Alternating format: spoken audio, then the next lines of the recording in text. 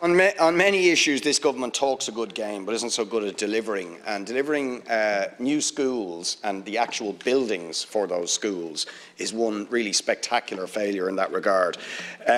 Under the online patronage process system, the Department of Education is due to deliver 47 schools between 2019 and 2022. I'd like to know how many of them actually have sites and buildings, because certainly in my area, sites and actual buildings for the schools that have been decided. In my area, question, Deputy. No, because it's a promise that the government would deliver these schools.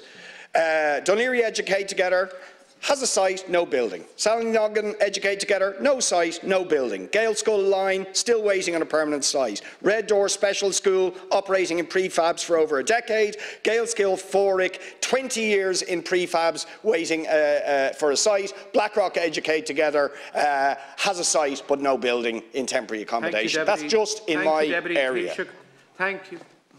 Well, from my own experience, having been a former Minister for Education, getting a site is the most important step in terms of getting buildings. Many schools don't want to wait for that, as you know, and they seek recognition from the department, and they want to get ahead. And hence they might move into temporary accommodation. And then there can be planning issues, and there can be objections, and there can be all sorts of issues. Look, I've been there as public representatives. We're all public representatives in the House. Everybody knows what I'm saying is what happens.